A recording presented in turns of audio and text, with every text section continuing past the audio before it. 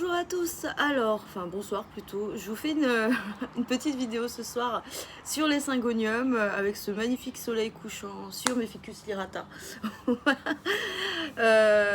Pour ceux qui me suivent sur Instagram, je suis toujours malade, je sais pas ce que j'ai, je suis toujours out. Enfin bref, c'est pas grave, je vais pas m'étendre sur ma vie, mais voilà, mon air, mon visage un peu fatigué, voilà, vous dit que là, au bout de 2 semaines de fièvre, je commence à être fatiguée un petit peu. Je voulais vous parler des syngoniums tout simplement parce qu'on en parle très peu. On est beaucoup sur les philodendrons, mais parmi la famille des aracées, je trouve que les syngoniums ont vraiment leur place et surtout, ils sont beaucoup plus faciles que les philodendrons. Ouais, moi c'est moi, hein, c'est mon avis. Ils sont beaucoup plus rapides en pousse, ils sont beaucoup plus faciles à vivre, ils attirent moins de soucis. Enfin bref. C'est pas mes préférés parce que voilà, les motifs, c'est pas aussi majestueux qu'un philodendron, mais n'empêche que c'est quand même, voilà, ils sont quand même vraiment pas mal. C'est des bons petits challengers, je trouve. Donc voilà, je vais vous en présenter quelques-uns et surtout, je vais vous expliquer comment les entretenir. Donc on va commencer par exemple par celui que je distribue le plus, on va dire, via mon compte. C'est le Syngonium Podophyllum albo variegata. Donc celui-ci, il va être mis en jeu pour une tombola organisée pour le Liban. Donc du coup, voilà, vous pouvez aller voir le compte de Plante Daddy sur Instagram si vous voulez participer à la tombola et gagner des magnifiques plantes. Il n'y a pas que la mienne. Il y a plein d'autres magnifiques plantes. Voilà, c'est 10 € de participation et c'est 10 € de, je sais plus, enfin bon, ça fait 20 € pour des plantes qui en valent beaucoup plus. Donc vous avez vraiment une chance d'en gagner une. Voilà, enfin si vraiment vous voulez tenter. De toute façon, vous aidez le Liban. Voilà, c'est quand même une bonne action. Donc pour le Syngonium albo variegata, celui-ci est en substrat aracé.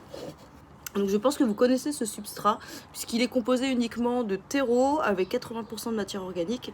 Donc il y a 50% de terreau, il y a 40% d'écorce de coco et 10% de perlite ou vermiculite. Là en l'occurrence c'est de la vermiculite épaisse. Donc du coup ça j'en avais parlé de la vermiculite. Si vous voulez savoir la différence entre perlite et vermiculite, je vous invite à aller sur mon compte Instagram Jungle Eden et de regarder sur les avant-premières où je vous explique la différence entre perlite et vermiculite. Bon, je suis pas là pour vous faire la pub de mon compte, mais j'ai pas envie de revenir dessus. Donc du coup voilà, je vous invite à aller voir pour comprendre les différences. Ensuite, les syngoniums, celui-ci c'est un podophyllum à variégation. Donc c'est-à-dire le podophyllum c'est le plus commun. Normalement il est vert. Celui-ci a des variégations, c'est un albo variegata, donc c'est-à-dire qu'il est né comme ça. Celui-ci il est né comme ça. C'est pas, on l'a pas induit chimiquement pour en arriver là. Il y en a d'autres qui ont été induits chimiquement, c'est le fantasy je crois, et d'autres qui lui ressemblent beaucoup, mais qui n'ont pas les mêmes tiges. Voilà. Les leurs sont beaucoup plus rosés, celui-ci reste vert en fait. Enfin ça c'est pour les différences, mais bon je suis pas là pour vous parler non plus de toute la famille des syngoniums qui est énorme. Ce qui lui va bien c'est le substrat aracé dont je vous parle régulièrement. C'est un substrat voilà, de terreau, d'écorce et de drainage comme perlite ou vermiculite. Tout simplement parce que comme un philo en fait il aime avoir les racines humides mais aéré en même temps. Je vous saoule avec ça, c'est ce que j'appelle le drainage humide. Mais je vous assure que tous les aracées adorent ça, c'est-à-dire avoir des racines dans des poches d'air et pouvoir respirer là-dedans, mais tout en ayant une ambiance un peu humide. C'est-à-dire un drainage très fort. Donc lorsque vous arrosez, ça s'écoule à une vitesse, mais comme une passoire. Par contre, ça reste bien humide dedans. C'est-à-dire qu'au bout d'une semaine, c'est encore humide à l'intérieur. Et c'est ça en fait la magie du substrat aracé, c'est que ça fait ça reste humide grâce au coco. C'est le coco qui fait ça. Ça fait des poches d'air et ça reste humide. Donc c'est pas grand chose, hein, mais le coco ça change un peu la vie. Donc voilà, ça c'était pour le substrat aracé. Je vous montre d'autres syngoniums un petit peu particuliers. On a ici le morito qui est magnifique aussi.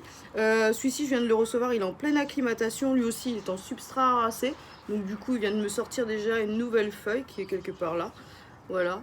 Donc j'attends que les variégations commencent à apparaître parce qu'en fait elles apparaissent avec l'âge et le temps. Donc du coup pour le moment c'est pas ça. Vous voyez pas mais voilà ça fait des jolis petits trucs comme ça. Voilà, ça c'est le morito. Il est magnifique, j'attends qu'il grandisse et voilà pour en faire un joli monstre comme j'ai l'habitude d'en faire. Il y en a d'autres qui sont super sympas, c'est par exemple le Wedlandi. Le Wetlandy ou le Rayi, si vous préférez, il en existe plusieurs. Donc ici, c'est le Wetlandy classique, le Rayi. Ensuite, vous avez le Scramble Egg, qui en fait a des plus grosses lignes blanches et en plus a des variations un petit peu partout. Il est magnifique. Je le veux, je le veux, je le veux. Celui-ci aussi est très beau. Alors lui, il a la particularité d'être velouté en plus. Très très velouté. Et là, le truc, c'est qu'il a tendance à faire des lianes. Voilà, il fait des lianes. Et si vous le tutorez pas, il a tendance à faire vraiment des toutes petites feuilles après. Donc du coup, voilà, soit vous coupez et vous bouturez la tête et il vous refait une plus grosse feuille, soit vous le tutorez et comme ça, il fait des belles lianes avec des grosses feuilles.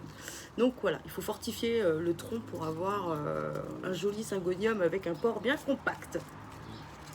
Vous pouvez les basculer aussi en sphène coco. Donc en sphène coco, ça j'avais déjà parlé sur mon compte, vous pouvez absolument le faire sans problème. Le seul truc, si vous basculez vos syngoniums dedans, c'est qu'il faut le laisser sécher un petit peu plus qu'un philo. C'est-à-dire que là, avec des températures à 21-22 degrés, vous avez le droit de laisser sécher le dessus. Si vous surarrosez votre sphène, vous allez noyer les racines. Ça, le syngonium, il n'aime pas. Il aime être sec de temps en temps. Par exemple, je vais vous montrer celui-ci qui est en coco. Donc voilà. Regardez le substrat comme il est sec. Vous voyez comme il est tout sec? Pourtant, ma plante, elle fait pas la gueule. Hein. Elle va très très très bien. Elle n'est pas en train de crever. Celui-ci, c'est le butterfly. C'est le white butterfly. C'est le Podophyllum white butterfly. C'est un classique. Donc vous voyez, là, le substrat, il est mais sec de chez sec. Regardez, je vous montre. C'est pas un problème. Il va très très bien, elle va pas crever votre plante. Votre plante, elle va plus crever d'un excès d'arrosage. Donc du coup, là, je vous prépare doucement à votre hiver. Les syngoniums, laissez-les sécher par pitié. Ils détestent les excès d'humidité. Ça, ils préfèrent vraiment rester au sec. Plutôt, c'est pas des succulentes non plus, c'est pas ce que je vous ai dit. Hein. Attendez juste que la surface sèche, au moins la surface. L'idéal, c'est sur au moins 1 ou 2 cm, d'accord? Moi, en été, à 30 degrés, par contre, à plus de 30 degrés, je ne laisse pas sécher. Donc, c'est-à-dire que là, je laisse constamment humide. C'est la seule différence. Donc, c'est-à-dire que vraiment, en été, sur des fortes chaleurs, je ne laisse pas sécher. Tout simplement parce que la plante, elle est en train de grandir. Elle pousse comme des dingues chez moi en été. Donc du coup, elles ont besoin d'avoir le substrat constamment humide. C'est la seule différence. Tout simplement parce que j'ai beaucoup de lumière et j'ai beaucoup de température. Donc du coup, là, je peux me permettre de les garder humides. C'est pas un problème. Je reproduis tout simplement la saison des pluies à La Réunion. Donc c'est une saison qui est classique pour les régions tropicales. C'est comme la mousson en fait. Il pleut tout le temps. Donc imaginez dans la nature, en fait, il pleut tous les jours. Et les syngoniums, ils adorent ça en fait, puisque les températures, elles vont avec. Donc, du coup, c'est pas grave, ils sont arrosés tous les jours, mais eux, ils poussent, ils adorent. Donc du coup, voilà, lorsque vous avez des températures hyper élevées, c'est pas un problème, vous pouvez les arroser. Lorsque la température descend en dessous de 21, laissez sécher. Seule condition avec eux. Je vous en montrerai d'autres. Alors là, c'était la collection des Podophyllum. Nous avons la collection, il y a plusieurs collections, beaucoup d'hybrides qui ont été créés. Alors les hybrides sont beaucoup plus difficiles à tenir que les botaniques, on va dire comme le Podophyllum qui est un botanique. Par exemple, la collection des hybrides des Engernes. Alors les Engernes, j'en ai plusieurs. Je vous en montrer un. Celui-ci, c'est le Engern Lima variegata. Il est magnifique. J'en ai un autre qui est le Engern Lima, je sais plus, le White, je sais plus quoi. Enfin bref, il se balade quelque part dans la maison, mais bon, pour le coup, je l'ai pas cherché. Donc voilà, ils ont les Engern, en fait, ils sont plutôt très très longs. Ils ont un feuillage très très allongé et surtout, ils se reproduisent par touffes. Donc c'est-à-dire, ils lianent pas, ils font pas de lianes, faut pas les tutorer. Eux, ils font des touffes, belles touffes. Donc ce qui est exactement en train de se passer avec celui-ci. Voilà, il y avait peut-être trois tiges au départ et puis maintenant j'ai une belle touffe quoi. Donc voilà, dans la collection aussi des Pixies. Non, dans les Pixies, j'en ai plusieurs. Alors ici, on a le Christmas. Les Pixies, c'est les mini syngoniums, les bébés. Donc ceux-là, ils sont tout mignons aussi. Donc là, vous voyez. Celui-là, il a un petit liseré rose, un petit peu au centre, comme ça, il est très mignon. Celui-ci, par exemple, il en sphène coco. Voilà. Et il vit très bien sa vie en sphène coco. C'est juste que je le laisse sécher. C'est-à-dire que là, c'est encore humide. Là, je sais pas si vous voyez, c'est encore complètement humide. J'y touche plus. Je le laisse. Je laisse, j'attends que ça sèche. Sinon, voilà. Et ça peut durer 3 semaines. Hein. 3 semaines comme ça, j'y touche pas. Hein. Voilà, c'est tout. On a... Ah bah tiens, j'ai oublié de vous montrer le Pink Splash. Alors le Pink Splash, c'est une petite variété voilà, qui a été créée de la main de l'homme, qui est très mignonne, puisqu'en fait vous avez plein de petits points roses dessus. Celui-ci il est en acclimatation aussi. À ne pas confondre avec le confetti, le milk confetti, voilà, il y en a beaucoup. Vous pouvez vraiment vous tromper sur les variétés, mais bon, voilà, c'est pas grave. Un autre pixie qui est très très mignon, c'est le white, je sais plus. Bon, c'est un pixie quoi. Il est vraiment tout choupi. Et je vais terminer par l'exposition. Alors sur les expositions, c'est plutôt une exposition qui est moyenne, sauf les plantes à variegation comme le podophyllum, qui lui a besoin d'une exposition un petit peu plus forte et un petit peu plus longue pour maintenir ses variégations. Sinon, toutes les autres là, voilà, les pixies, les trucs sans variégation, voilà, mettez-la à 1 mètre de la lumière, c'est pas bien grave, franchement, elles vont s'en sortir. Sauf, voilà, celui-là, c'est variégation rose. Donc du coup, le Mickey Confetti, Pink Splash et compagnie, le rose, vous les considérez comme des variégations. Donc c'est-à-dire que là, il lui faut un peu plus de lumière. Si vous êtes dans le nord de la France, je vous conseille d'utiliser des lampes horticoles pour l'hiver. Et voilà. Donc du coup, 10 heures de luminosité par jour, au moins 21 degrés, au moins en température pour les faire pousser. En dessous, ça va vivoter. Pas au-delà de 30, il va jaunir, il va pas aimer. Voilà, moi déjà à 28, les miens, il faut commencer à faire la gueule. Donc du coup, voilà, comme ça vous savez un petit peu comment ça se passe au niveau des températures avec les syngoniums. Ils aiment, voilà, pas trop de soleil, pas de direct surtout. Ne me faites pas dire ce que j'ai pas dit. Pour les variegata, à côté d'une fenêtre. Pour les non-variegata, 1 mètre de distance de la fenêtre. Et ça ira très bien.